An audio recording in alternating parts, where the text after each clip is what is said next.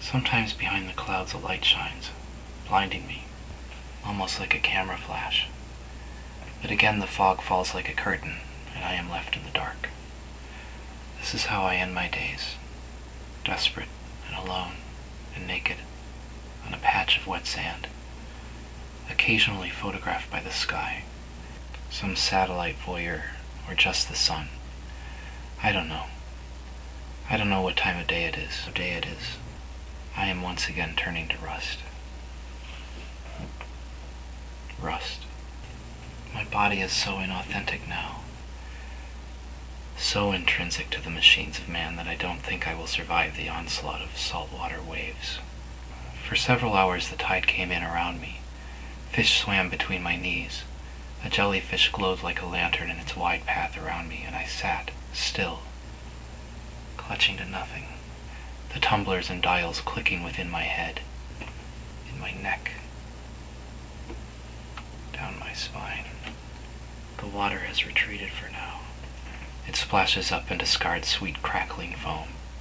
It rushes in and finds me unexpectedly, then hovers a foot away, and tips back into itself.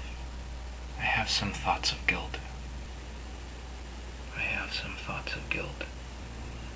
I had never purposely caused a death until a couple of days ago, and even though I committed the act in self-defense, some remaining human part of me holds my conscience responsible.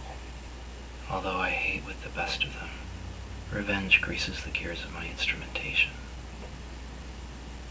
I hate, but I do not act. That was at least true before. I only hated. With good reason. I put up with quite a lot that made me hate. And now, just damp, I feel that my fingertips have begun to peel away from the cuticle. Tiny curls of living corrosion like flower petals, barely visible in this impossible, perpetual dank, drop away onto the sand. And my nose is metal, polished. My cheeks are cracking underneath the surface. I feel them. I picture a unique patina worthy of collection. I have gravely wronged myself and some of those around me, perhaps.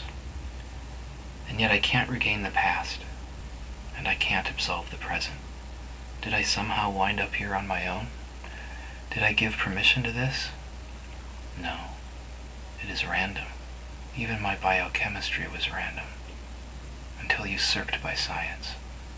I didn't choose to ride the empty channels, to go the separate way, to march to a different drummer, to take the road less traveled, to fly by the seat of my pants.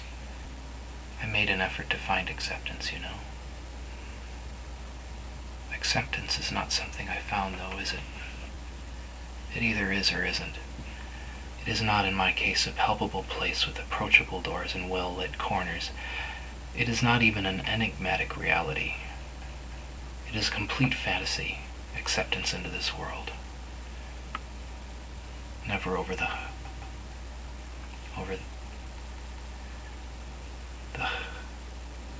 horizon.